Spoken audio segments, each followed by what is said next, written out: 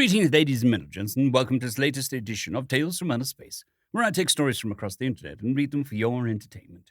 This particular story is called The Humans Are Grabby, written by PerilousPlatypus.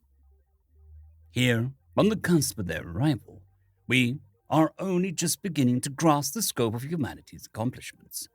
I am thankful for what they have already done, and I'm eager for the next step. What new miracles might these strange creatures bestow? What gifts beyond those already given? 20 years have passed since the probes introducing us to humanity arrived. For the Farzine continuum, this was an upsetting twist in the present ordering of things. Prior to that moment, the continuum had fancied itself the sole scale occupant of the galaxy, an empire of unparalleled strength and accomplishment. That species might exist beyond its purview was intolerable. Long millennia had passed since the continuum had successfully subjugated the last threat to its power. 73 species across 800 worlds pledged loyalty to the continuum. That some, such as myself, harbored hatred towards them mattered little. They were in control. Until the probes. They emerged from the darkness in plenty. It was quickly discovered that each was launched from a mother vessel, one that had traveled adjacent to our solar system at near the speed of light. The probes made no attempt at stealth, instead announcing their presence and encouraging communication via a first contact protocol. The Farsi made attempts to smother the discovery, but there were simply too many probes broadcasting too intriguing a message too broadly for it to be silenced. Once dialogue was possible, the probe disclosed its objective. It would be conducting a survey to designate suitable resources and worlds for humanity's use. It enabled this the survey and mediation phase, which was the beginning of a broader multi-phased process. A process that would play out across the years prior to the arrival of humans themselves. The humans were expected in just over 20 years. Though the probe intimated that it would only be a matter of days from humanity's perspective. Note, the revelation caused a considerable consternation amongst the Farzine as it suggested humanity had produced vessels capable of traveling at 99.9999999% of the speed of light, considering more than 98% maxima the continuum had achieved. The survey was simple enough. The probes would assess all local astral bodies and their suitability for human use. The mediation portion laid out a required designation process. Humanity would assume all astral bodies not currently hosting complex life were available for humans unless contested via a mediation process. Various parameters were established, and the window for mediation was limited to a few years.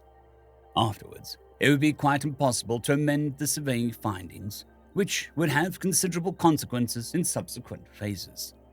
Naturally, this was met with some indignation by the Farzim, which declared all local space under its purview. The Farzim went further to declare that any effort to colonize within 100 light years of current continuum boundaries would be met with force. All claims were well within what the Farzim imagined to be their sphere of control. They were mistaken. Shortly after the Farzim issued their demand, the probes issued a response. They relayed that the Farzine and the Continuum generally were a malevolent political entity, and therefore a suboptimal neighboring presence. The mediation process immediately changed in character. The Farzine were informed of a series of requirements to comply with, including providing all subjugated species with a right of self-determination. These requirements were broadcast widely. The Farzim responded by hunting and destroying the probes.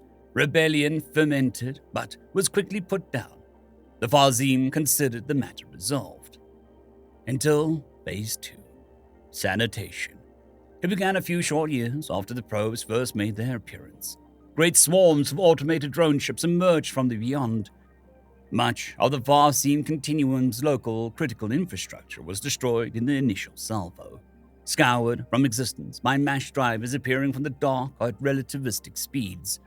What material and defensives remained were quickly dispatched by the drone ships with ruthless efficiency. Vestiges of the continuum persevered, protected as they were by distance and inconsequence. But they were crippled remnant. a remnant further reduced with every passing day as the drone swarms hunted and the mass drivers continued to mete out their grim obliteration. Subjugated species were suddenly released from their captivity, spared from the assault from these strange and still hidden benefactors. The third phase was somehow even bolder and impressive. The drone swarm was a speck of dust before the vastness of the Terramata, an all-encompassing fleet of terraforming and harvesting equipment. Massive constructs descended to planets, tapping their cores and embarking upon wholesale changes to their atmosphere and landscapes. Titanic harvesters appeared, only to latch onto rich asteroids and begin accelerating once more. 4 years into the Terramata, a neighboring star blinked from existence in our night sky. It had been fully covered by some human apparatus designed to harness the energy from it in its entirety. An undertaking wildly beyond anything previously contemplated by even the Farseem at the height of their hubris. And the humans were not indifferent to their neighbors. Just as the Farseem were brought low, others were granted enormous bounty.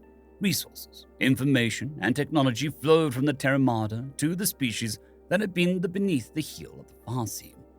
Methods of rehabilitating and rejuvenating worlds, offers of assistance. While humanity had not yet appeared, they were making their presence known. This presence blossomed into Phase 4, the Industriada. Again, an enormous fleet appeared, in some cases taking the place of departing Terramata ships, in other cases adding to what the Terramata had established. On the foundation of the Terramata, the Industriada layered a dense web of industry. Each resource was connected to an automated supply chain, shifting each asset to the place of greatest need, including to those neighboring species that made proper requests. The Terramata had made barren worlds lush. The Industriada made them productive paradises. Vast cities grew from the ground and began to organize themselves for their eventual inhabitants. Nearby species were invited to relocate if those so desired, with the cities shifting in their layouts and capabilities as requests to immigrate were granted. Lessons in culture, custom, and history were offered to those who were interested. Many were. Humanity was impressive. A species unlike any Farseem continuum had contained. There was some similarities in form and nature, but none that matched human ingenuity and ambition. The Farseem's conquest had been slow and deliberate, a cancer which grew inexorably until it had occupied and perverted all life it was in contact with. It was a draining, miserable experience, played across thousands of years as the continuum went from a single planet hosting a single species to the monstrosity it had been at its height. Humanity had spread to the stars in an entirely different way. They had exploded forth from their cradle. Massive fleets had shot off into the galaxy, moving just shy of the speed of light. While they had not found a way to avoid the laws of this universe, they had become masters at harnessing them to their benefit. Like the Farseem, they had yoked at the speed of light, but they had optimized for it. Time dilation was their ally. Their entire enterprise was built upon the quirks of existence.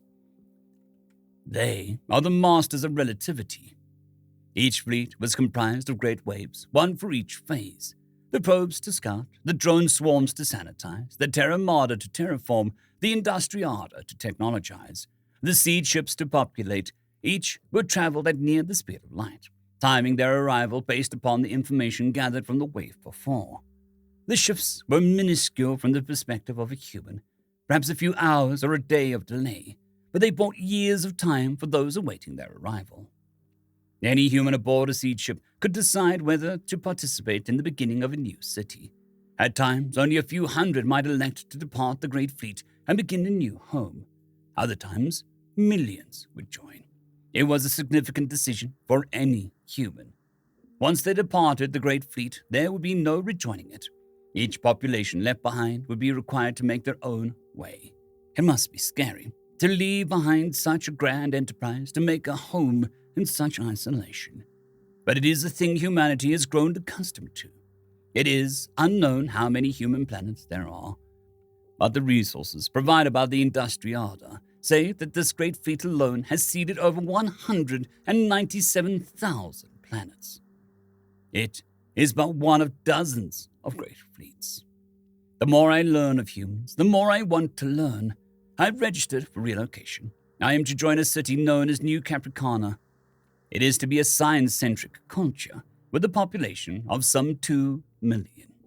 Others of my species will join me, so I will not be alone. I was given a great many options to consider as a part of relocation.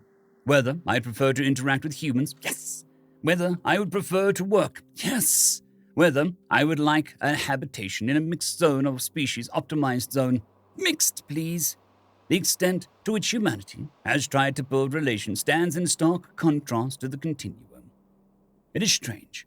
I feel like I already know them, already care for them, even though I've not yet met them. But I will meet them soon. The next phase comes. End of story.